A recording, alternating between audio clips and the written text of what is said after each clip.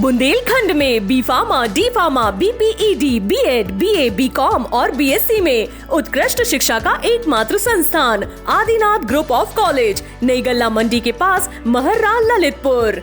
वक्त वक्त की बात है, जब ज़रूरत पड़े तो फिर हर जगह झुकने पड़त, और जब ज़रूरत ख़त्म हो जाए तो फिर कहानी अपने तरीके से शुरू करी जात। कछु जो ही हाल होत है राजनीति में। मध्य प्रदेश में भारतीय जनता पार्टी को जब कमलनाथ सरकार गिरा के अपनी सरकार बनाने थी, तो निर्दलीय समाजवादी पार्टी और बहुजन समाज पार्टी के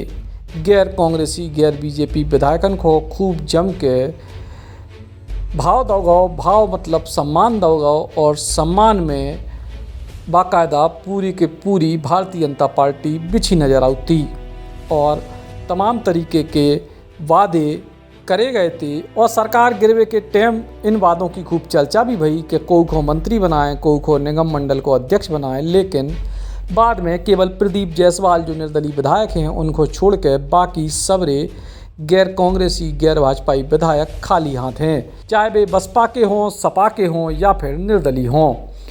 लेकिन अब जब उपचुनाव है और उपचुनाव के बाद जो तय होने है कि मध्य प्रदेश में भारतीय जनता पार्टी की सरकार बनी रहे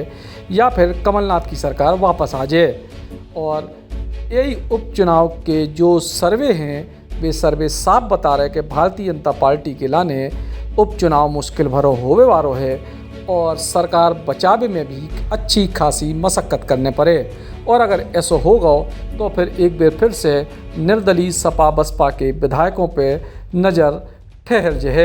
यही तरह के सर्वे की आशंका के मद्देनज़र अब भारतीय जनता पार्टी ने एक बार फिर से सपा बसपा और निर्दलीय विधायकों को साधव शुरू कर दो है।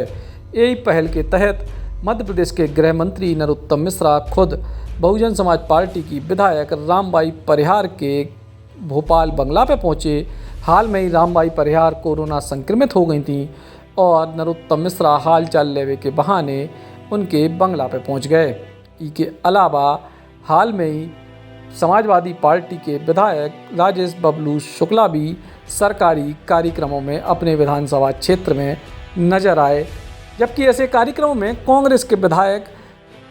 शामिल नहीं हो रहे। और खुले तौर पे आवाज़ समझ में आ रही कि मध्य प्रदेश में उपचुनाव के बाद अगर कोनो घटनाक्रम भाव तो एक बार फिर से सब निर्दलीय सपा बसपा के विधायकों की पूछ परख बढ़ जाने। कहा कि मध्य प्रदेश में 28 विधानसभा सीटों पे उपचुनाव है और ये उपचुनाव में विशेष तौर पे प्रत्याशियों के प्रति जो नाराज़गी सामने आ रही, उसे भारतीय जनता पार्टी के जो सर्वे हैं वे और ज़्यादा चिंता बढ़ा रहे। और यही वजह है कि अब ऐसे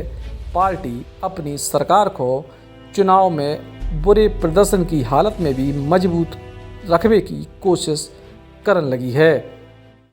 बुंदेली बौछार की शानदार खबरों को देखने के लिए सब्सक्राइब जरूर करें और बेल आइकॉन दबाएं, तभी पूरी खबरें आपके पास आ पाएं।